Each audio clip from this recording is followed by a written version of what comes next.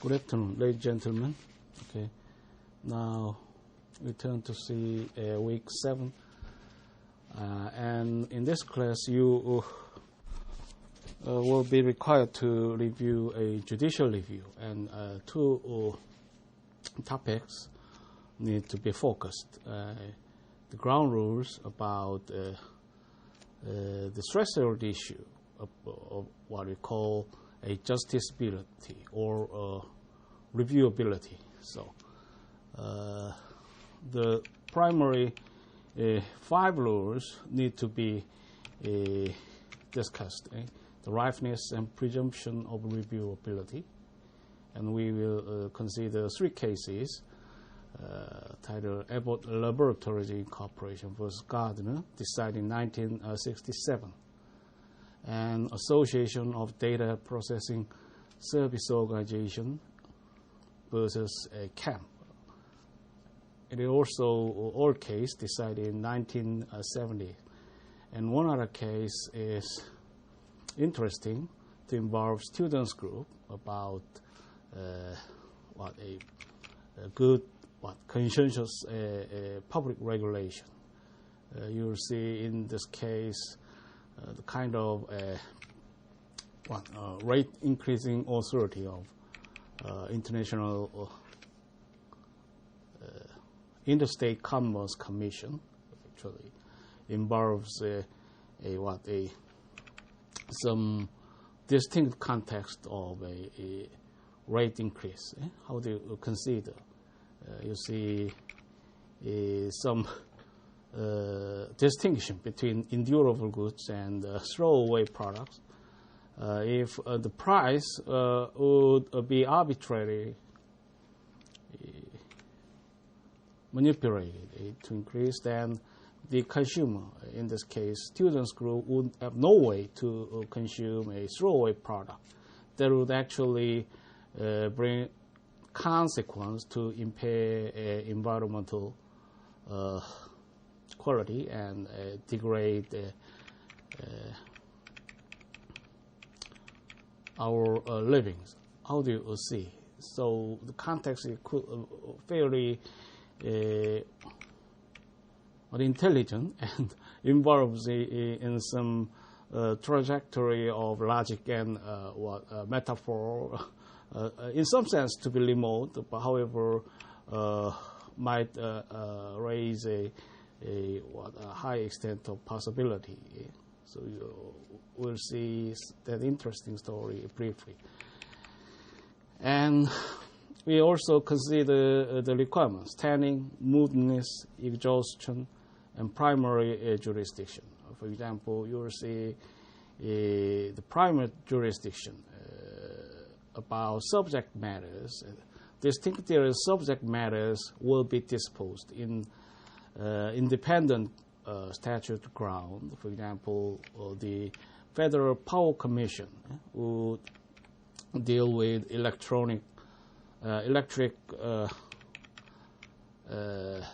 facilities in terms of their business activities and others, and that could effectively preclude other source of review. For example, the call would be ruled out in this case as a matter of statute law, and which confers its competence about adjudication, except for these limited and some extraordinary circumstances. The court would often are competent to review the administrative action. However, that would also be considered in structure and authority. For example, you will see the exhaustion doctrine. What is that? The separate tripartite scheme would well divide their authority in their own institution and province. Hence, the administrative dispute could well be defined in exhaustion doctrine. So there matters for its, not only for its governance, but also with many public public effect will be submissive to exhaustion doctrine. So the issue, disputed in terms of administrative action or inaction would be expected to settle within their own competence and jurisdiction. So the court often requires, except for some extreme circumstances, extreme conditions, that the agreed parties would complete the remedies offered within the executive branch. So administrative judges and independent tribunal or other special commission to make a final say about administrative action will need to be processed well before the court intervenes to review. You need to have an awareness that the administrative review, however, would not mandate any monetary damages. So if the dispute involves compensation in monetary terms or others, would well merit the court review. So it has to be brought to courtroom proceedings, which would be an exception for this doctrine. And in some cases, you will face with the situation very unusual in most cases, that the subject matter of the dispute will be resolved during the court proceedings or others. Then, for example, you will not ascertain any point of redressability. He or she would be actually saved without a court rendering or judgment. Then the court would not deal with the case based on the mootness doctrine. And also, you will consider the standing requirements, which is actually is the important constitutional requirements, actual prerequisite to invoke the judicial intervention. And you will know the concept, for example, adversarial context of a conflict of interest. And actually, the aggrieved parties should incur any concrete harms or loss. So injury, in fact, has to be established to bring the judicial intervention. And also, redressability is one concept that the court opinion could make actually effect. The court would not an organ to make an abstract policy or impose any general context of legal requirement. Instead, the court opinion should well be reduced to address the loss or harms the aggrieved party complainant would raise in fine articulation of litigation. Also, you will see in the context of a civil procedure law of civil procedure, the kind of a requirement about a pleading or answer and any formality and subject elements to qualify for a court review. if the litigants lack that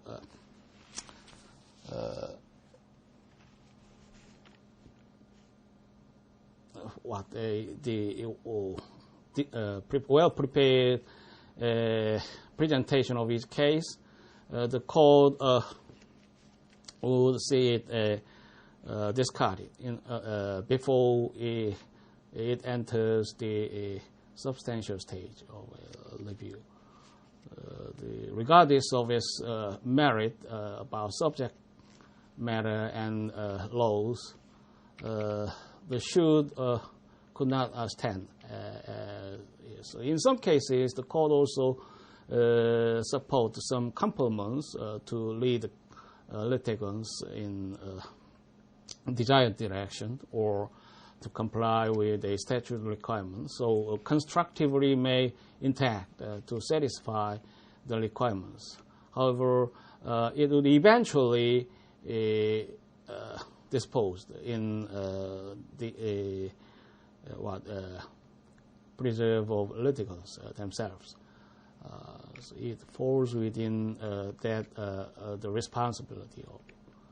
So the context would be technical in some sense, and many theories devised over history and tradition would define the proper division of a tripartite branch of government. So it actually, for example, the court would not give an advisory opinion.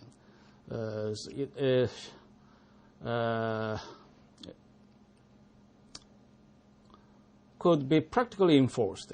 So court asking the losing party to comply with court order and the rules rendered by the court. And also, we'll consider in over the series of classes the differences between political branches and judicial institution. Typically, the judicial power is not abstract, so they're specific, and to fit within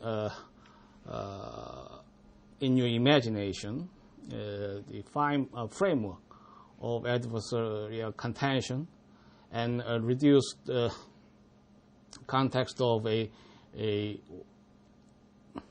argument and a contention to claim to base the claims on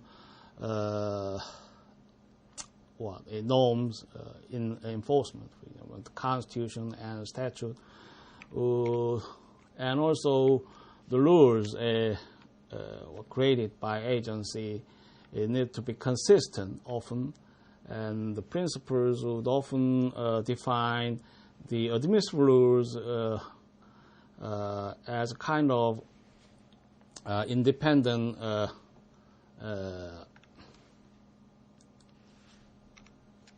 normative preserve, you see. So consistency would be expected by citizens.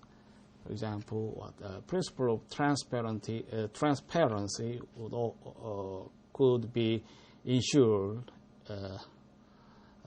in high spirit, and also as the kind of dominant practice ascertained of history and tradition. Yes.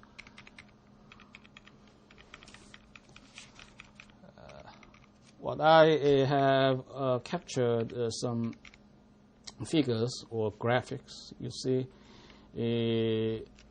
the practical issue now notorious in this area of concern would be perhaps the taxpayers' litigation. Yeah?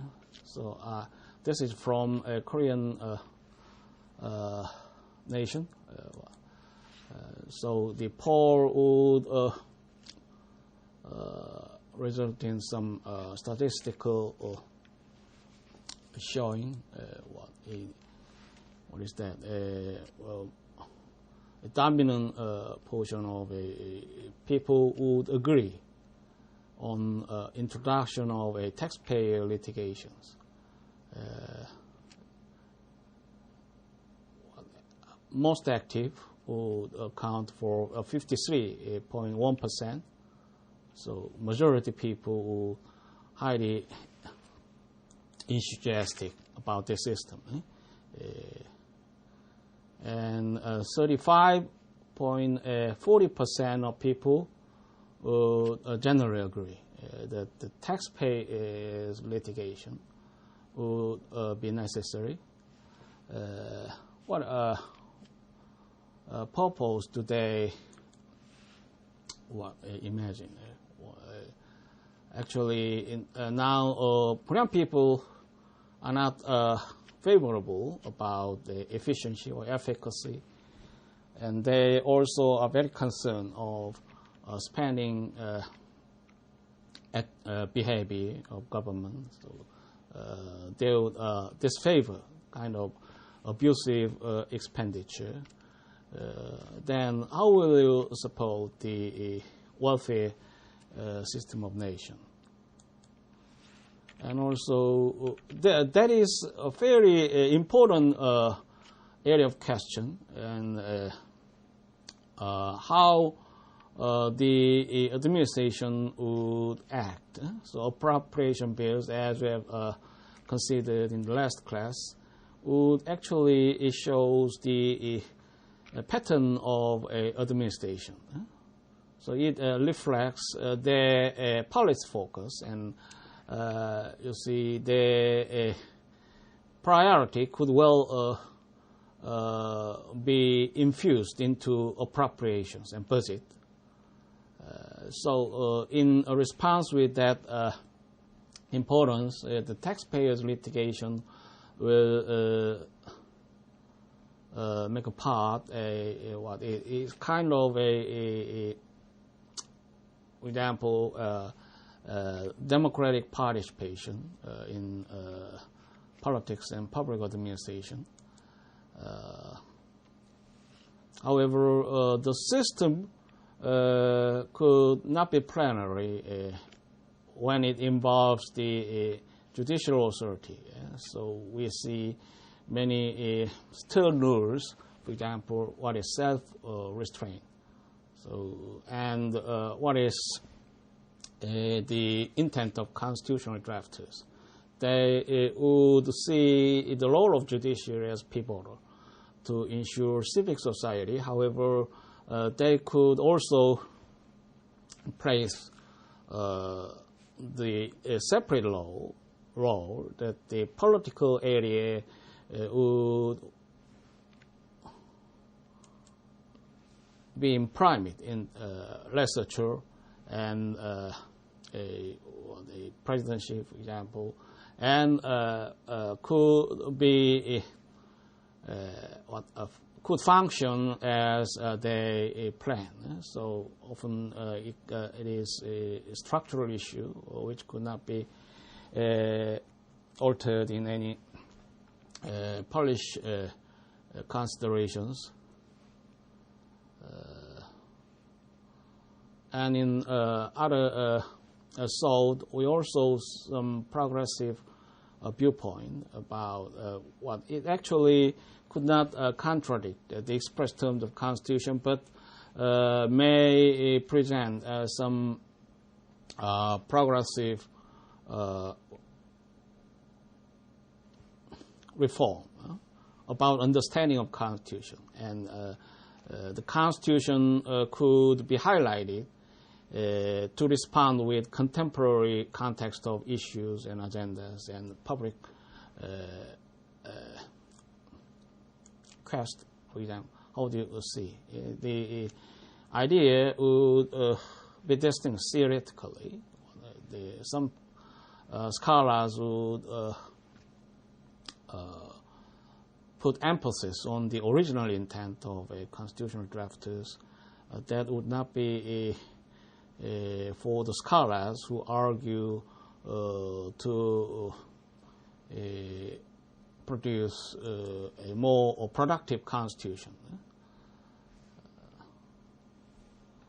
And the poll also depicted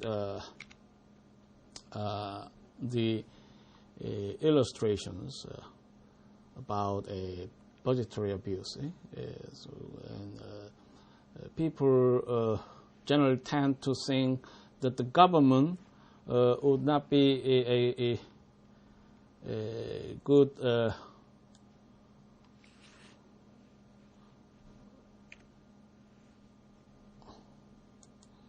official bystander about public issues. How do you see? What do the term official bystander be appropriate to explain? A judicial branch or administrative branch? The bureaucrats could be neutral, impartial, and objective to determine the priority of their policy choices and others. And that attribute also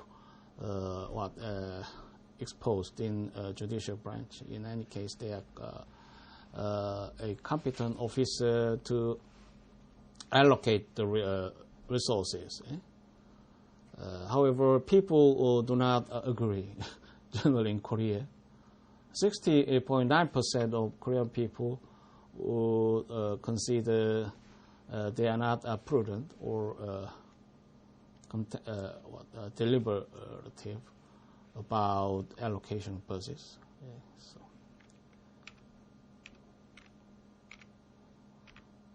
The next picture, what exhibits the climate change. The climate change is now a high controversial issue globally and nationally. You will see in the case Massachusetts versus EPA. This is highly updated cases in comparison with others. It was decided in 2007, and the plaintiff in this case would be several states of the United States. And you will confirm in this case also that this area of concern would involve the most importantly the threshold issue about a reviewability. So is claimant, for example, in this case Massachusetts, would satisfy the standing requirement of Constitution. We're given two important words, case or controversies, to ground the jurisdiction of Article 3 Code and Supreme Court. So around these two terms, there would be many cases litigated and argued in courtroom. So many case laws evolved over history. And in this case, consider distinctly if the state would be dealt separately from other private parties. So United States is a federal nation and involve many issues about a dual sovereignty and a federal system of government. The state would actually prior to the federal union. The theoretical frame about the origin of state look to the question, which is might be remote, but however may base philosophical undergoes the philosophical contemplation about the essence of state. The dissenting opinion filed by several judges and could be classed into two opinions. And the majority code devised a very important concept in understanding this distinct context of a adversarial confrontation. So Massachusetts would be a state entity. So the a special solitude is one concept to be made distinct from other cases. Just Scalia, as we review later in class, would disagree. Majority opinion would be erroneous if they would deal on separate footings between private and state entities. Furthermore, on his argument, the code would counter his own logic and metaphor as a matter of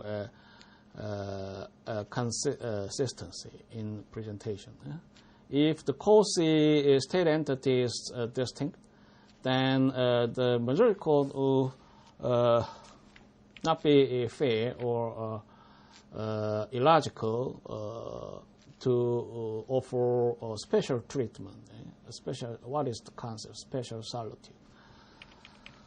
Actually, the case involves the issue of climate change, and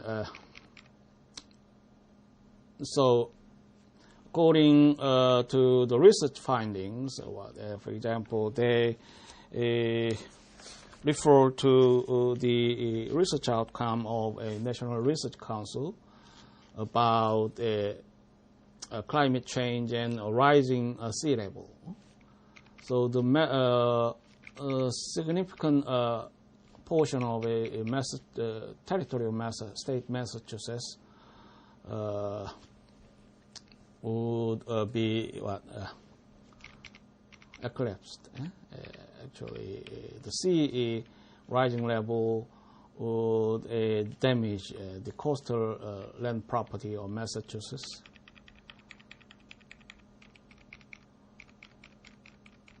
So EPA as a regulation authority would have to enforce the statute as faithfully to prevent against this misfortune of Massachusetts citizens. How to consider its seriousness and its imminent and impending threat to the property rights of coastal land people. It's actually echoing and also persuasive in many aspects. However, and of course, the code would render the EPA would positively act to respond that crisis. Or the EPA position would be based on a scientific result. So we also recollect the kind of basics about the attribute of administrative agency. You see, they play based on science and information. So list of declarations presented to the code would illustrate the causation, injury in fact. The EPA actually consider the cause would be ambiguous, not equivocally determined for the greenhouse gas emission from motor vehicle. So, how do you see the So you will now also confirm that the administrative agency need to consider the APA, Administrative Procedure Act generally, and a specific statute to impose the agency's response against challenges and public issues.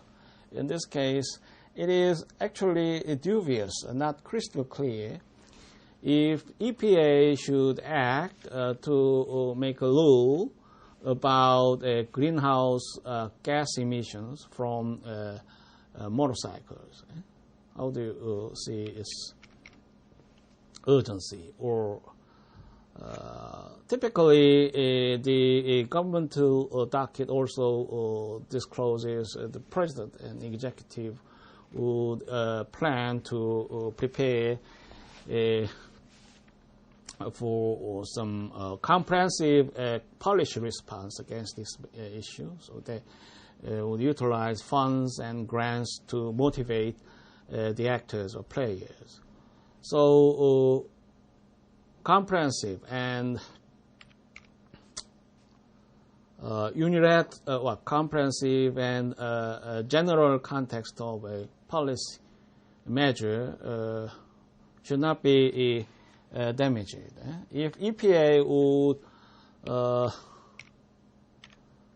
make any substantial or details of rule to reduce the possibility of a sea rising level, for example, would make the general dealing be piecemeal.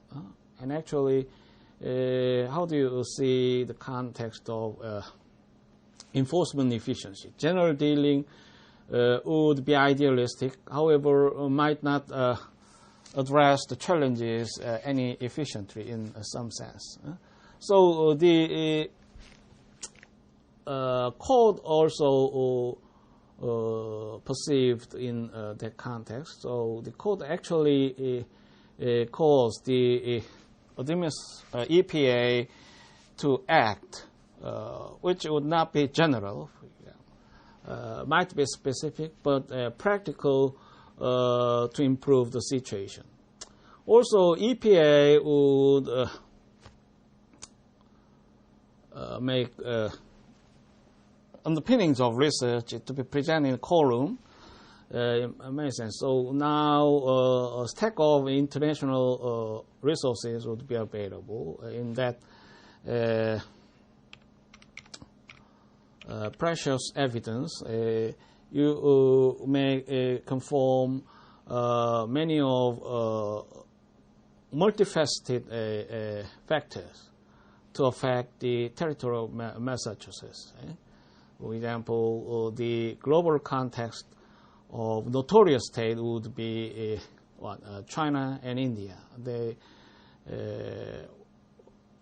would be first or second countries to contribute the global air pollution. So how do you define the proper role? Actually, it is beyond the competence of EPA. It is international factors to be cope with in diplomatic terms or channels. You see. So how do you force the EPA to enforce the statute? That kind of contention will be well charted in this case, and you'll see one interesting case involving state entity. And actually, the area of concern would overlap in scope and actually nature of theory. For example, you may consider three illustrations. I intend to facilitate your viewpoint. The standing requirement to protect a job. In this case, you will explore the case of a National Postal Service, a small picture, Korean Post, and the case was actually litigated in the United States context. Now the privatization will drive the National Postal Service to utilize a private enterprises in the United States. And actually, this area of a public service now tend to shrink from several factors beyond privatization, whether it's now emails or other electronic service will replace. I'm not sure technologically of this. The attribute of this business. Then, how do you see the shoot of expected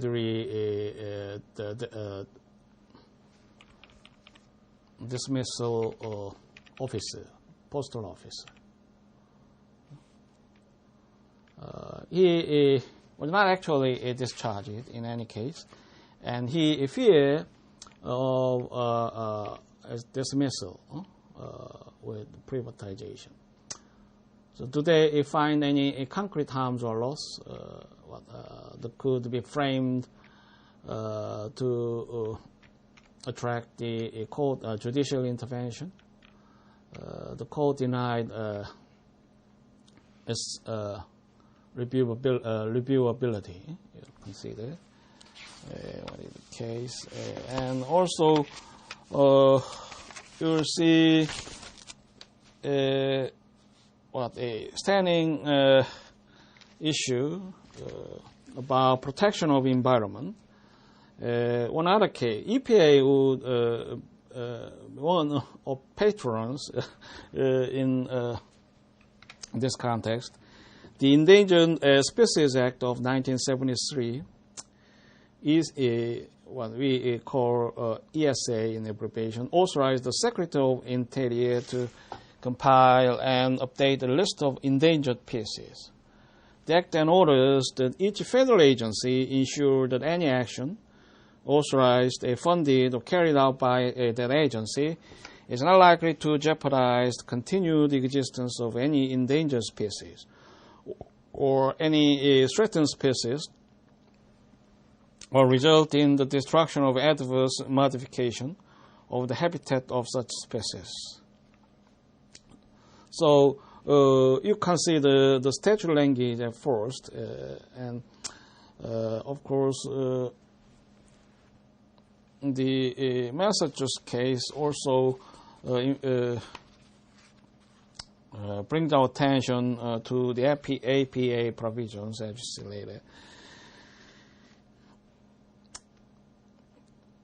In ESA case, the Secretary issued a regulation limiting the coverage of the ESA to species endangered in territorial United States and on the high seas. In 1999 and 2, the court denied standing to the Defenders of Wildlife, a pro-environment lobby group that was prepared to show how activities of some agencies threaten species abroad, and that the loss of a species anywhere could in fact impact Americans. The court also concluded that defendant's claim was not in the proper zone of interest. So the concept which is most important in standing requirement would be zone of interest. And the deals would be treated as in less focus in Massachusetts case. However, you will find dominantly this concept over administrative cases.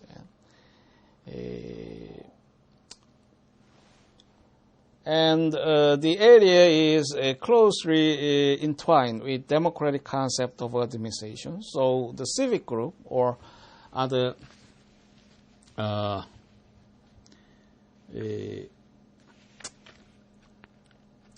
interested association would often initiate the proceeding. So citizenship is notable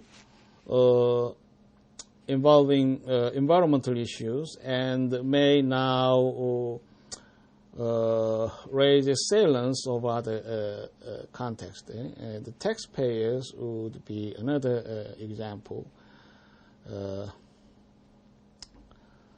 And in this case, citizen initiation of agency enforcement would be considered. And actually,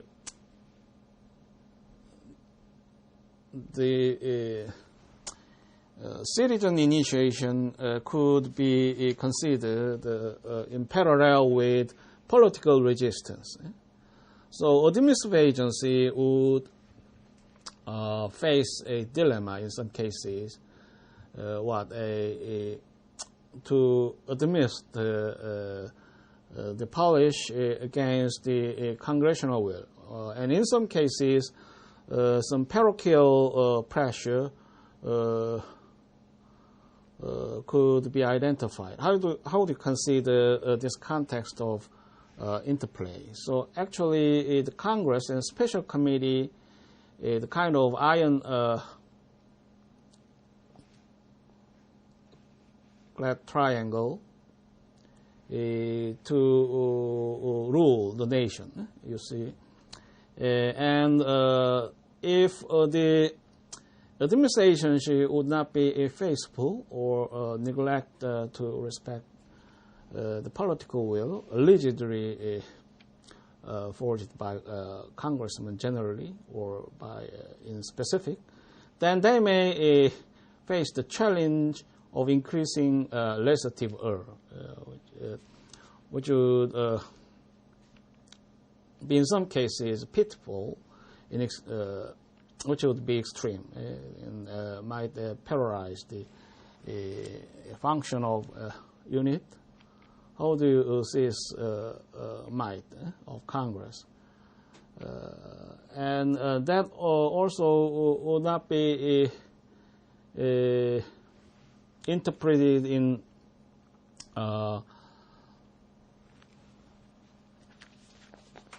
any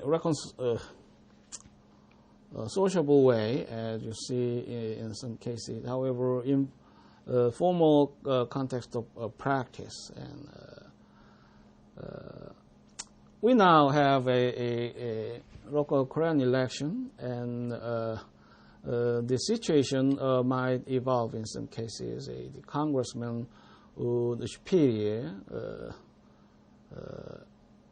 Well, I'm not sure about the context, but in some cases we often hear that the racketeering might be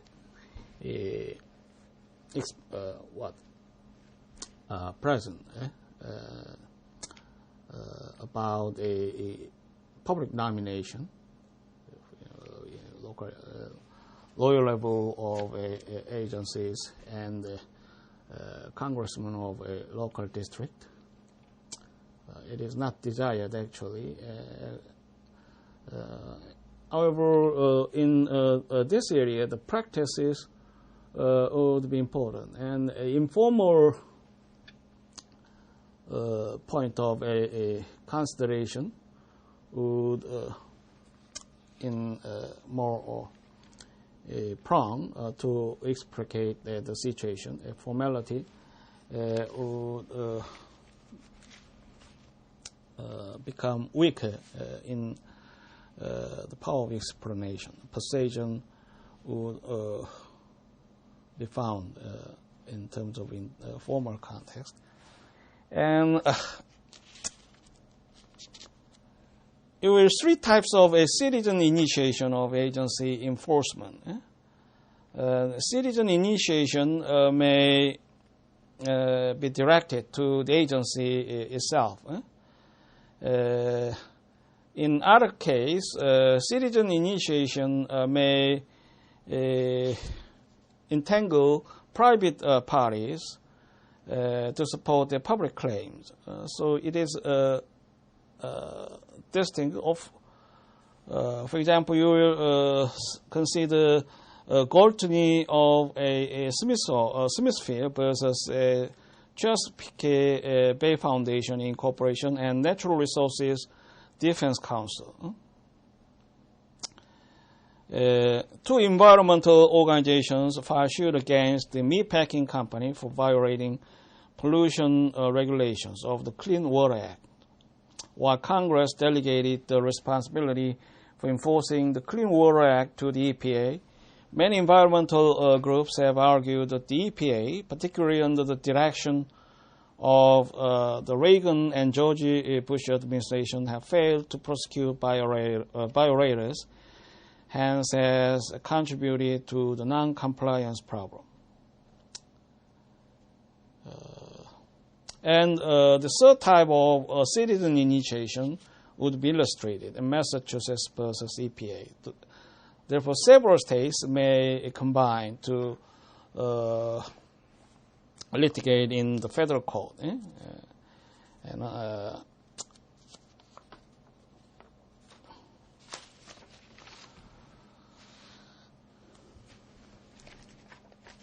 So you will know that the judicial branch would not be generous in deliberation of standing requirement.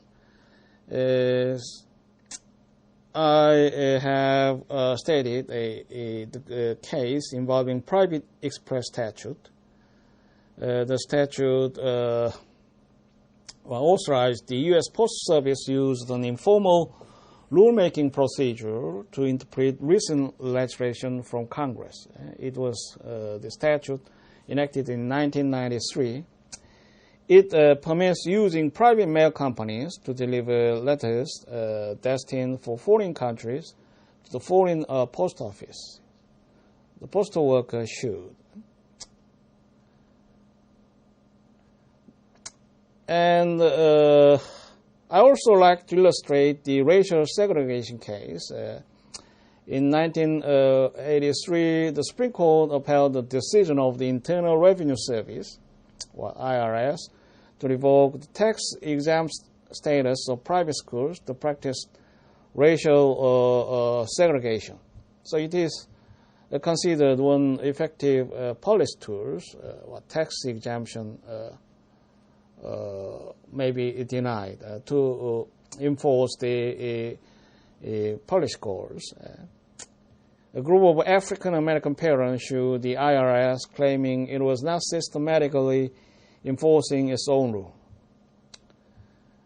The parents argued the white students who might help integrate a public schools were instead being attracted to segregated tax-exempt private schools. The court denied the parents' standing. The causal chain, said Justice Sandra Day O'Connor, was too weak. So consider the frame of Justice Scalia over a chain of cases in this character. Justice Scalia wrote that any standing inquiry necessitates a showing that there is an injury in fact that is both concrete and particularized and actual or imminent rather than hypothetical. The injury is fairly traceable to the act of defendant. The injury will be redressed by a favorable decision to the plaintiff. So in terms of redressability, the court could not produce a majority opinion. A plurality decided the question. Justice Evans, even though he concurred with the court about reversing, did not join the conclusion that the plaintiffs lack standing.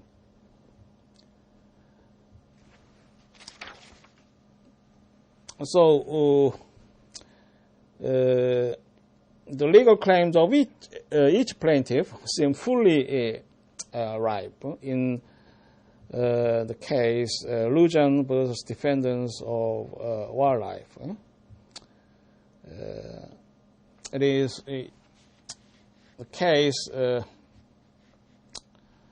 about environmental protection, and the standing question may easily create deep divisions in the Supreme Court, actually, especially in politically contested cases. So, you now understand the web of a interaction, politics and law and public policy. Justice Blackman, in this case, joined by Justice O'Connor,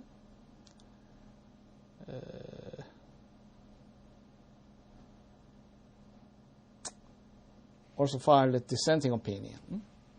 And Justice Kennedy wrote a concurring opinion, which nevertheless weakened the majority argument about standing.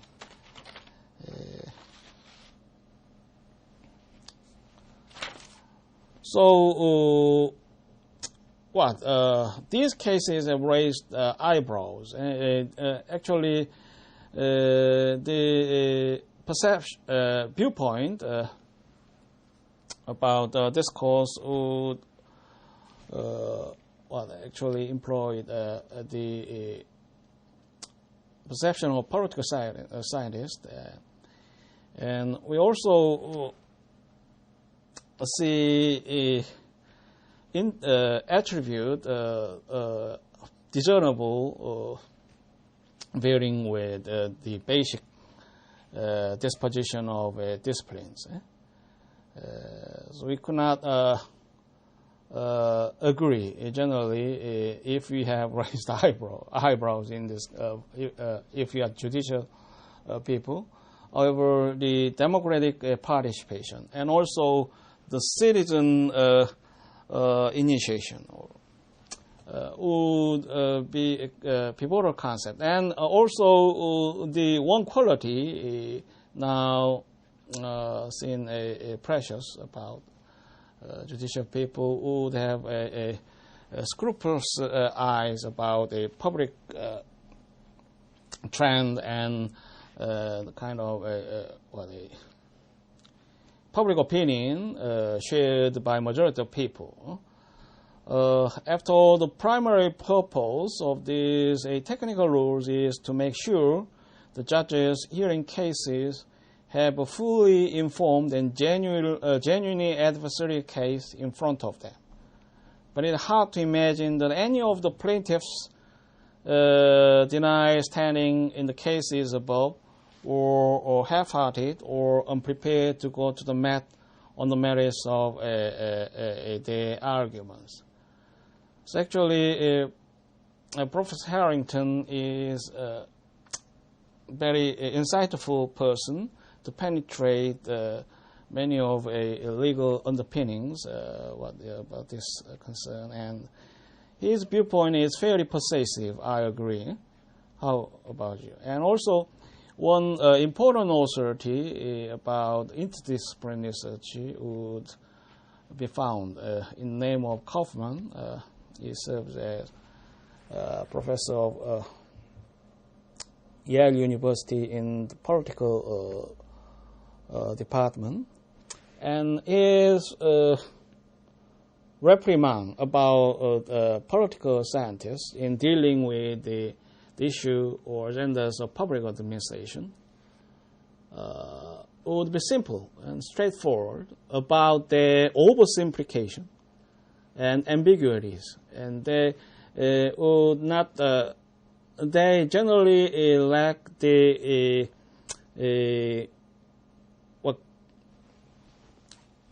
essential engagement. We see the attribute of public administration would not be dealt in particular in separation of powers principle, and often the political scientists would focus on the issue of structure and authority and their impact on public consequence and the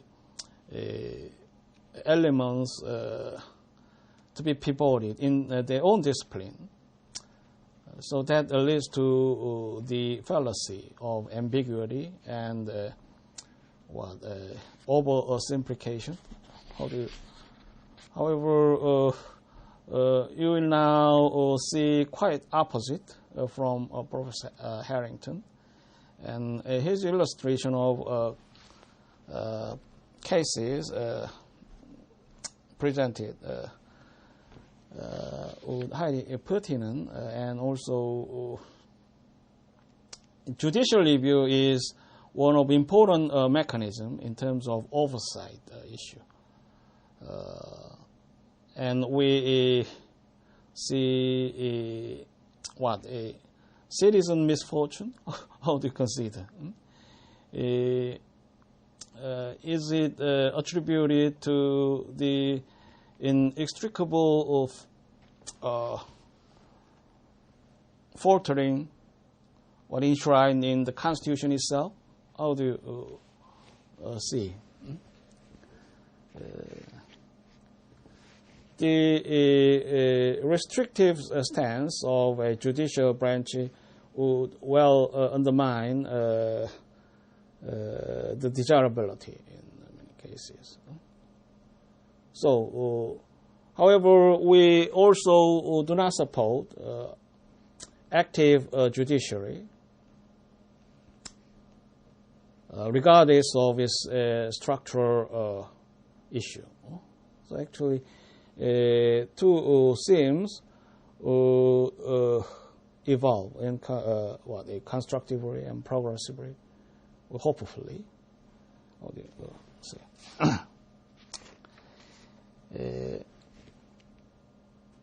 And after this case, the court appeared to be more united on the question of standing in Bennett versus Peer, decided in 1997.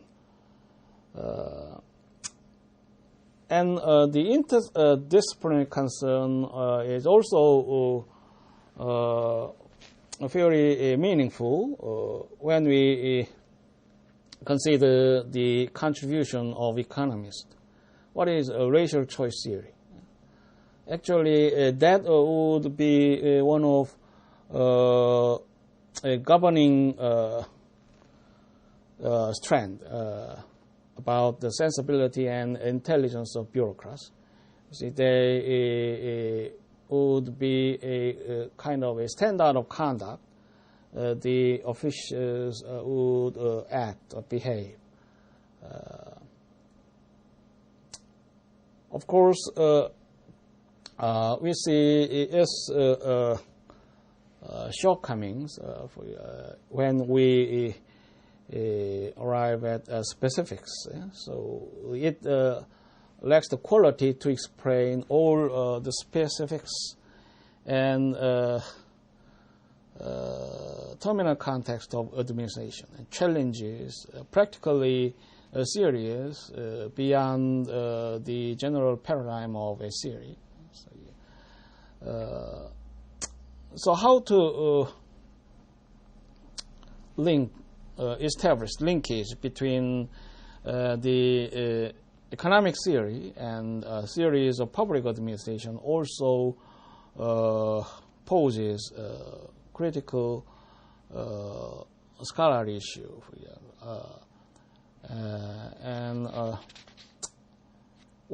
Without mental gears, the administrative units will not be situated properly, adequately about a difficult political questions or a public priorities of the agenda or programs. So multiplicity of challenges in executing their duties would actually trouble. So practical aspect would not be resolved completely, even with many scholarly or theoretical elaboration.